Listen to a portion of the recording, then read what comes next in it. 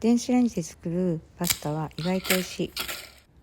耐熱 OK の器に材料をどんどん入れていきます。水を入れたらパスタをしっかり水に浸してください。軽くラップをして表示通りの9分電子レンジかけます。一旦取り出したらよく混ぜます。牛乳を入れたらあと1分追加で電子レンジ。ペッパーをしてよく混ぜて出来上がり。あとはお皿に盛るだけです。